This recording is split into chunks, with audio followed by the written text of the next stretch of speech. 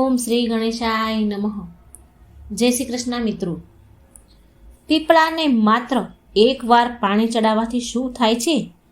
ભગવાન વિષ્ણુ એ નારદજીને આનું મહત્વ બતાવ્યું, સત્ય બતાવ્યું. મિત્રો, આપણે બધા જ જાણીએ છીએ કે પીપળાના ઝાડની અંદર ભગવાન વિષ્ણુનો વાસ છે, પણ પીપળાના ઝાડમાં પાણી ચડાવવાથી શું થાય છે, એનું મહત્વ કેટલું છે, તો મિત્રો એ આપણને આ એક કથાના માધ્યમથી સાંભળવા મળશે. ભગવાન વિષ્ણુ નારદજીને કહે છે સરસ મજાની એક કથા. તો આ કથા સાંભળવાનું પણ બહુ પુણ્ય છે, માટે પૂરી ધ્યાનથી સાંભળજો, બીજાને સંભળાવજો, વિડીયો લાઈક કરજો, શેર જરૂર કરજો. મિત્રો, આજે આપણે જાણીશું કે પીપળાના ઝાડને માત્ર એકવાર પાણી ચડાવવાથી શું ફળ મળે છે. તો આજની આ અત્યંત પવિત્ર કથાના માધ્યમથી બતાવીશ કે પીપળાને જળ ચડાવવું એ કેટલું મહત્વપૂર્ણ છે. મિત્રો, દેવર્ષિ નારદ હંમેશા મનુષ્યના જીવજંતુના કલ્યાણ માટે ભગવાનને પ્રશ્ન પૂછે છે અને જ્ઞાન મેળવતા રહે છે અને મનુષ્યને સાચા અને સારા માર્ગે લાવવાનો પ્રયાસ કરે છે. કલ્યાણનું કામ કરે છે દેવર્ષિ નારદ. તો એકવાર દેવર્ષિ નારદ નારાયણનો જાપ કરતા કરતા વૈકુંઠ લોકમાં પધારે છે. વૈકુંઠમાં ભગવાન વિષ્ણુ અત્યંત શોભનીય સુવર્ણ તથા હીરા મોતીથી જડિત સિંહાસન પર બેઠેલા હતા. વૈકુંઠના દ્વાર સંપૂર્ણ સુવર્ણથી બનેલા હોય છે. દેવર્ષિ નારદ વૈકુંઠના દ્વારને પાર કરતા કરતા જ્યાં ભગવાન બેઠા હતા ત્યાં આવી ગયા અને ભગવાન વિષ્ણુને પ્રણામ કર્યા. દેવર્ષિ નારદને જોઈને ભગવાન વિષ્ણુ કહે છે, હે દેવર્ષિ, આવું પધારો, વૈકુંઠમાં તમારું સ્વાગત છે. દેવર્ષિ નારદ ભગવાન વિષ્ણુને વારંવાર પ્રણામ કરી કહે છે, હે પ્રભુ, હે સૃષ્ટિના પાલનહાર, સંસારનું સંચાલન કરનાર જનાર્દન, સમસ્ત ભૂતો પ્રાણીઓમાં તમારો જ વાસ છે. ત્રણેય લોકમાં તમારી માયા પથરાયેલી છે. તમારા શ્રી ચરણોમાં કોટી કોટી નમન. ભગવાન વિષ્ણુ હસીને બોલ્યા, હે દેવર્ષિ, આજે તમે દુવિધામાં હો એવું મને કેમ લાગે છે? જરૂર તમારા મનમાં કોઈ ઉત્પન્ન થયા છે પ્રશ્ન. જરૂર આજે તમે કોઈ સમાચાર લઈને આવ્યા છો. દેવર્ષિ નારદ બોલ્યા, હે પ્રભુ, તમે તો સર્વજ્ઞાતા છો, ત્રણેય લોકમાં વાસ કરનાર છો, તમારાથી કંઈ છુપાયેલું નથી. પ્રભુ, હું વૈકુંઠમાં શું કામ આવ્યો છું એ પણ તમે ભલી ભાંતિ સારી રીતે જાણો છો અને એ પણ જાણો છો કે હું કયા કારણથી ચિંતામાં છું. ભગવાન વિષ્ણુ બોલ્યા, હે દેવર્ષિ, હું જાણું છું કે તમે ચિંતામાં કેમ છો અને તમારી આ અવસ્થા હું સમજું છું. આજે તમે જે શંકાને દૂર કરવા આવ્યા છો તે સમસ્ત માનવ જાતિના કલ્યાણ માટે છે, માટે તમે નિસંકોચ થઈને પૂછો. પછી દેવર્ષિ નારદ બોલ્યા કે હે પ્રભુ, મેં આજે અમુક મનુષ્યને પીપળાના વૃક્ષને તોડતા જોયા છે. તે વૃક્ષ બહુ પીડામાં હતા અને મનુષ્ય કંઈ વિચાર કર્યા વગર જ તે ઝાડને જોર જોરથી તોડી રહ્યા હતા અને પીપળાના ઝાડમાં તમારો જ વાસ છે. તમે જ કહ્યું છે કે વૃક્ષમાં હું અસ્વસ્થ જ છું, તો પછી મનુષ્ય આવું પાપ કેમ કરે છે? હું એ પણ જાણવા માંગુ છું કે પીપળાના વૃક્ષને જળ દેવાથી મનુષ્યને કયું ફળ મળે છે? પીપળાને પાણી ક્યારે ચડાવવું જોઈએ? કયા દિવસે એની પૂજા કરવી જોઈએ? ભગવાન વિષ્ણુ બોલ્યા, હે નારદ, તમે અન્ય સત્ય કહ્યું છે. વૃક્ષોમાં હું પીપળો છું, પીપળાના વૃક્ષમાં મારો જ વાસ છે. પીપળાનું મહત્વ બતાવ્યા પહેલાં હું તમને એક પૌરાણિક કથા સંભળાવું છું. આ કથાના માધ્યમથી તમારું મન શાંત થઈ જશે અને તમારા ઉત્તર પણ તમને સારી રીતે મળી જશે. જે પણ મનુષ્ય આ કથાને એકવાર સાંભળી લે છે તો એના બધા જ પાપ નષ્ટ પામે છે. જે આ કથાને વારંવાર સાંભળે છે તો એના બધા જ દુઃખ દૂર થાય છે અને ધન ધાન્યની પ્રાપ્તિ થાય છે. પીપળાના વૃક્ષની આ કથાનો જે પ્રચાર કરે છે તેને વિષ્ણુ લોકની પ્રાપ્તિ થાય છે. નારદજી બોલ્યા, હે પ્રભુ, હવે મને આ કથા સાંભળવાની બહુ ઈચ્છા છે. મને જલ્દી કથા સંભળાવો. હું આ કથાને ધ્યાનથી સાંભળીશ અને આ કથાનો ત્રણેય લોકમાં પ્રચાર કરીશ. ભગવાન વિષ્ણુ બોલ્યા, હે દેવર્ષિ નારદ, પ્રાચીન કાળમાં એક નગર હતું. તે નગરનું નામ હતું નંદીગ્રામ. તે નગરમાં પુષ્કર નામનો એક શ્રેષ્ઠ બ્રાહ્મણ રહેતો હતો. તે સદાય ધર્મના અનુષ્ઠાનમાં જ રહેતો હતો. તે બધા જ પશુ પક્ષીઓની સેવા કરવા વાળો માણસ હતો. તેના આશ્રમમાં એક પ્રાચીન પીપળાનું ઝાડ હતું. તેની એ નિત્ય પૂજા કરતો હતો. રોજ એ પીપળાના વૃક્ષને પાણી ચડાવે. એકાદશીનું વ્રત કરીને પીપળાને પાણી ચડાવીને એની પ્રદક્ષિણા કરતો હતો.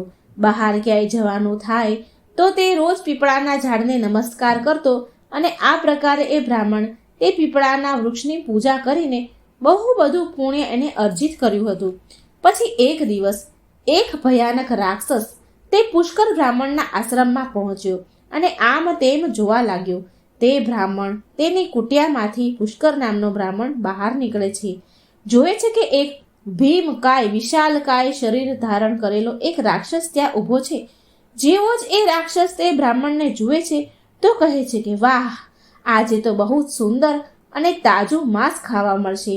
આ બ્રાહ્મણ તો બહુ જવાન, સુંદર અને ગુણવાન દેખાય છે.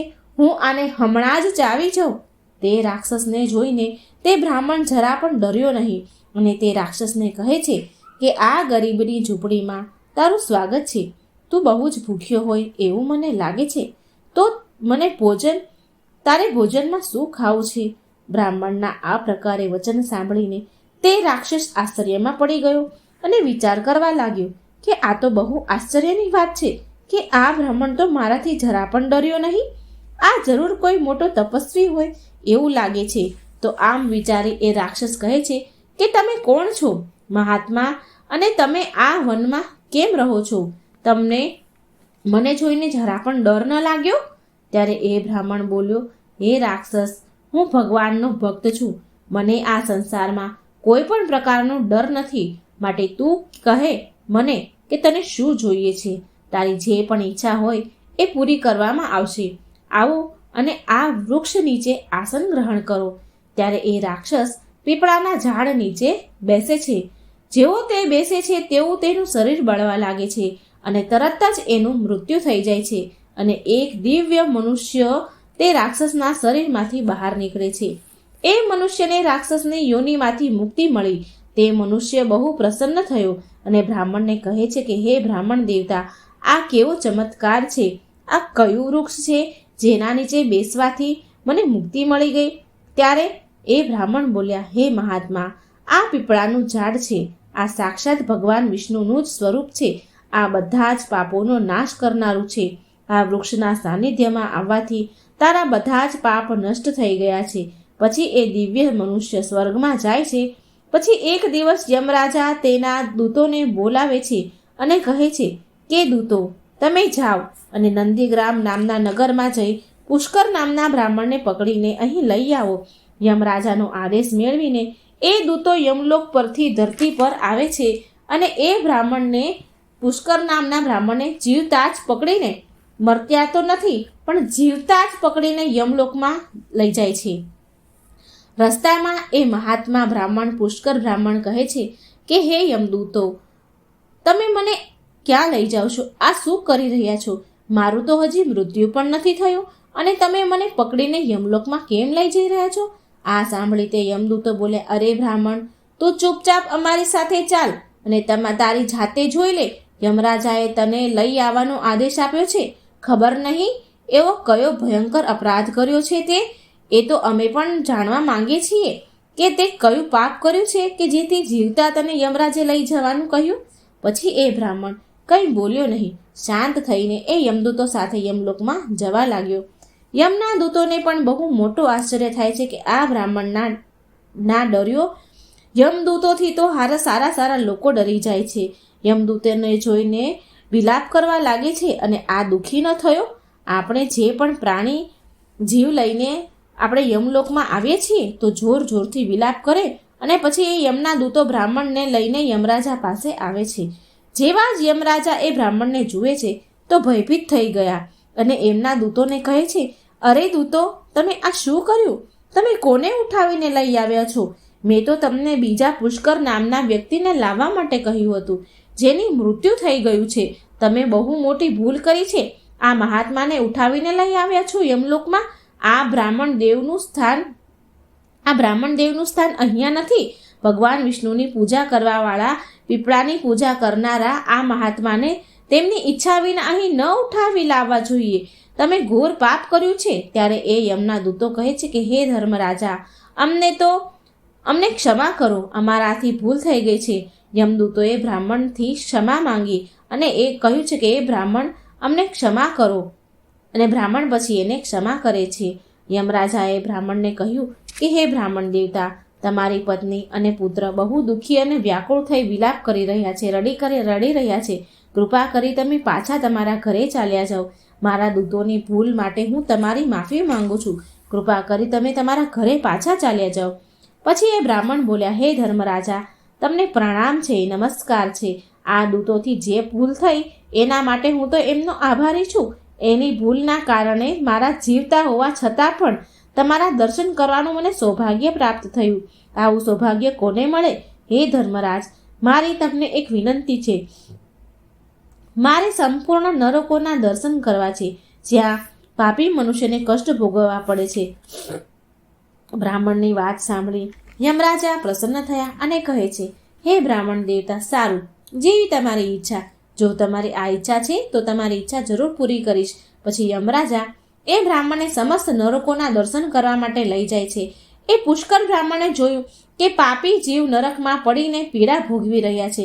કોઈ સૂળી ઉપર ચડેલા છે, કોઈ પ્રાણીને હિંસક પશુ ખાઈ રહ્યા છે, તો કોઈ ગરમ અગ્નિમાં ચાલી રહ્યા છે અને વિલાપ કરી રહ્યા છે. અમુક પાપીને કીડા ખાઈ રહ્યા છે, તો અમુક પાપીને ઉકળતા તેલમાં નાખ્યા છે. અમુક પાપીને યમના દૂતો ભયંકર પીડા આપી રહ્યા છે, શસ્ત્રો અસ્ત્રોથી પ્રહાર કરી રહ્યા છે. અમુક પાપીઓ અત્યંત ઠંડુ બરફની જગ્યામાં પીડા સહન કરી રહ્યા છે. આ આત્માઓને દુઃખ અને યાતનાને ભોગવતા જોઈને પુષ્કર બ્રાહ્મણને પણ બહુ દુઃખ થયું. તે પીડા ભોગવી રહેલા જીવો બ્રાહ્મણને કહે છે કે તમે લોકોએ પૃથ્વી પર રહીને કોઈ પણ પુણ્યનું કામ નથી કર્યું, માટે તમને અહીં નરકમાં આવીને પીડા ભોગવી પડી છે. નરકમાં ભોગવી રહેલા એ જીવોએ બ્રાહ્મણને કહ્યું કે હે બ્રાહ્મણ દેવ, અમે પાપીઓએ પૃથ્વી પર કોઈ પણ પ્રકારનું પુણ્ય નથી કર્યું. આ કારણથી નરકમાં પડીને સજા ભોગવી રહ્યા છીએ અને બીજાના ઘરોમાં ચોરી કરી છે, નિષ્પાપ પશુની હત્યા કરી છે, પર સ્ત્રી પુરુષ સાથે સંબંધ બનાવ્યા છે, બીજા પર ખોટા આરોપ લગાવ્યા છે, અતિથિઓના અનાદાર કર્યા છે, વ્યાભિચાર કર્યા છે, અને આવા અનેક પાપોના કારણે અમે બધા નરકની અગ્નિમાં પીડા ભોગવી રહ્યા છીએ, યાતના ભોગવી રહ્યા છીએ, અને દાન ધર્મ કરનારા લોકોને લૂંટ્યા છે, અને ક્યારેય વ્રત અનુષ્ઠાન નથી કર્યા, અને અમારી સ્ત્રીઓનો ત્યાગ કર્યો છે. અમે અમારા મિત્રો સાથે દગો કર્યો છે તથા ખોટા સબૂત આપી અને અનેક નિષ્પાપને નિર્દોષ લોકોને ફસાવ્યા છે. આવા બધા ઘોર પાપના કારણે નરકમાં સજા ભોગવી રહ્યા છીએ અમે. પછી તે બ્રાહ્મણ દેવ બોલ્યા કે તમે ક્યારેય ભગવાન વિષ્ણુનું એક પણ વાર નામ કે પૂજન નથી લીધું, માટે તમારે આવી ભયાનક દશા થઈ છે. જે મનુષ્ય પૃથ્વી લોક પર રહીને ભગવાન વિષ્ણુનું પૂજન કરે છે તો તેની આવી દુર્ગતિ ક્યારેય નથી થતી, તેને મોક્ષ મળી જાય છે. તમે લોકોએ ક્યારેય શ્રી હરિના ચરણોમાં માથું નથી ઝુકાવ્યું, માટે આના કારણે તમને નરકમાં સડવું પડે છે. તમે ક્યારેય પીપળાના વૃક્ષને જળ નથી ચડાવ્યું. પીપળાને જળ ચડાવવાથી જન્મ જન્મના પાપ નષ્ટ થઈ જાય છે. પછી એ નરકમાં પડેલા જીવ કહે છે, હે બ્રાહ્મણ દેવ, અમારું અંતકરણ અપવિત્ર છે.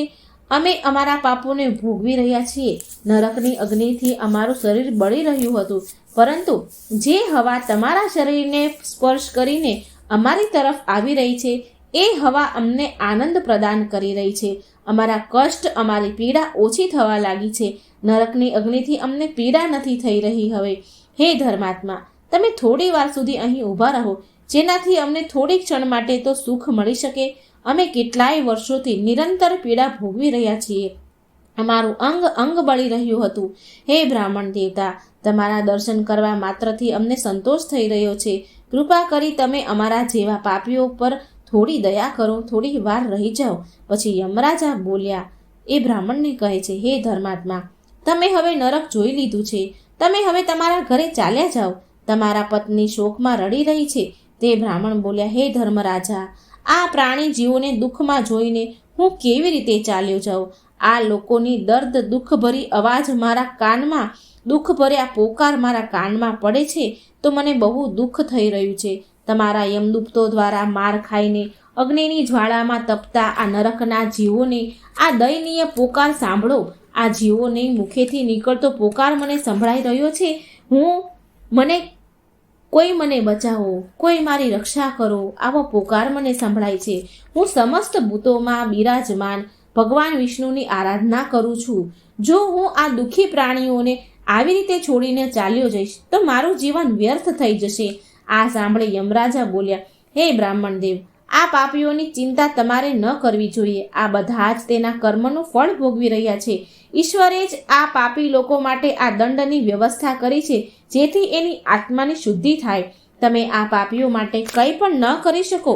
આ લોકોની નરકની સજા ભોગવવી જ પડશે. આ સાંભળ્યા છતાં પણ તે બ્રાહ્મણ દેવતા માન્યા નહીં અને એણે નરકના જીવોને મુક્તિ દેવા માટે ભગવાન વિષ્ણુને પ્રાર્થના કરવાની શરૂ કરી. એ બ્રાહ્મણ ભગવાન વિષ્ણુને પ્રાર્થના કહેવા લાગ્યા કે હે પ્રભુ, મેં મારા સાચા મનથી તમારી આરાધના કરી છે. હરેક ક્ષણ તમારું જ નામ લીધું છે. મેં મારું સંપૂર્ણ જીવન માત્ર તમારી ભક્તિમાં જ સમર્પણ કર્યું છે. હું મારું બધું જ પુણ્ય આ પાપી આત્માઓને આપી દઉં છું. તમે આને પીડાથી મુક્ત કરો. આ બધાને નરકની યાતનાથી મુક્ત કરો. હે કૃષ્ણ, હે જગન્નાથ, હે વિષ્ણુ, આ નરકમાં પડેલા યાતના ભોગવી રહેલા જીવોની રક્ષા કરો. પુષ્કર બ્રાહ્મણનું આટલું જ કહીને પ્રાર્થના કરતાની સાથે તે નરકના જીવોને તરત જ પીડામાંથી મુક્તિ મળી ગઈ અને બધા જ જીવો નરકને છોડીને સ્વર્ગમાં જવા લાગ્યા. બધા જ નરકના જીવો કહેવા લાગ્યા કે હે બ્રાહ્મણ દેવ, તમારી સદાય જય થાઓ. તમારી કૃપાથી અમારા જેવા પાપીઓની મુક્તિ થઈ છે.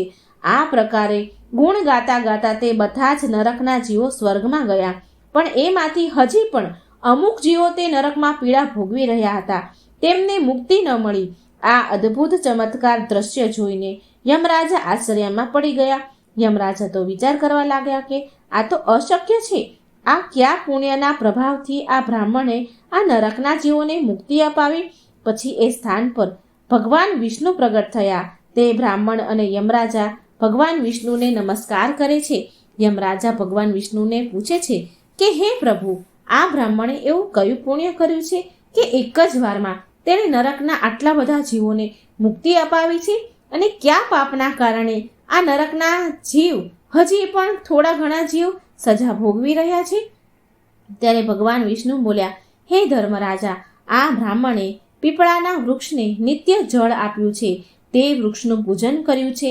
આ કારણથી આ એટલો મોટો પુણ્ય આત્મા બની ગયો છે કે તે નરકના જીવોનો મુક્તિ અપાવવાનું સામર્થ્ય એની અંદર આવી ગયું છે. આજે જીવ હજી પણ જે નરકમાં પીડા ભોગવી રહ્યા છે એ મનુષ્યએ તેના પૂર્વજન્મમાં પીપળાના વૃક્ષને કાપ્યા છે, તોડ્યા છે અને એ કારણથી એની મુક્તિ નથી થઈ રહી. જે મનુષ્ય પીપળાને માત્ર જળ આપે છે તે ક્યારેય નરકમાં નથી જતો. એની અંદર એટલું સામર્થ્ય આવી જાય છે કે તે અન્ય પાપીઓને પણ એના પાપ નષ્ટ કરી દે છે. તેના સાનિધ્યમાં આવવાવાળા ઘોર પાપી પણ પાપથી મુક્ત થઈ જાય છે. આટલું કહીને ભગવાન વિષ્ણુ ત્યાંથી અંતર્ધ્યાન થઈ ગયા. પછી યમરાજાએ બ્રાહ્મણને વરદાન આપતા કહ્યું કે હે મહાત્મા, તમે ધન્ય છો. તમે પૃથ્વી પર સદા નિવાસ કરો. તમને મારાથી ક્યારેય ભય નહીં રહે. જે પણ મનુષ્ય તમારા સાનિધ્યમાં રહેશે તેને પણ ક્યારેય નરકની પ્રાપ્તિ નહીં થાય. તેનું ક્યારેય અકાળ મૃત્યુ નહીં થાય. આ પ્રકારે યમરાજાએ એ પુષ્કર બ્રાહ્મણને વરદાન આપ્યું અને બ્રાહ્મણે યમરાજાને નમસ્કાર કર્યા અને પૃથ્વી પર પાછા આવી ગયા અને પહેલાની જેમ નિત્ય ભગવાન વિષ્ણુનું પૂજન કરવા લાગ્યા અને પીપળાને પાણી ચડાવવા લાગ્યા. ભગવાન વિષ્ણુ નારદજીને કહે છે કે હે નારદ, આ પ્રકારે મેં તમને પીપળાના વૃક્ષને જળ ચડાવવાની કથા સંભળાવી દીધી. જે પણ મનુષ્ય પુષ્કર બ્રાહ્મણની જેમ આ કથા સાંભળશે તેના સમસ્ત પાપોનો નાશ થશે. તો મિત્રો, આવી રીતે ભગવાન વિષ્ણુએ તેમના મુખેથી પીપળાના વૃક્ષનો મહિમા, એનું મહત્વ સમજાવ્યું. પીપળાના વૃક્ષને પાણી ચડાવવાનું મહત્વ સમજાવ્યું. તમે પણ પીપળાને પાણી જરૂર ચડાવજો. એકાદશીના દિવસે પીપળાને પાણી ચડાવવું, તેની પ્રદક્ષિણા જરૂર કરવી. તમારા બધા જ દુઃખ સમાપ્ત થઈ જશે. આ કથા તમને કેવી લાગી મિત્રો, એ તમે કોમેન્ટ બોક્સમાં જરૂર લખજો. કોમેન્ટ બોક્સમાં ભગવાનનું નામ જરૂર લખજો. લાઈક કરજો, વિડીયો શેર કરજો, મારી ચેનલને સબસ્ક્રાઈબ જરૂર કરજો. જય શ્રી કૃષ્ણ. રાધે રાધે. Thank you.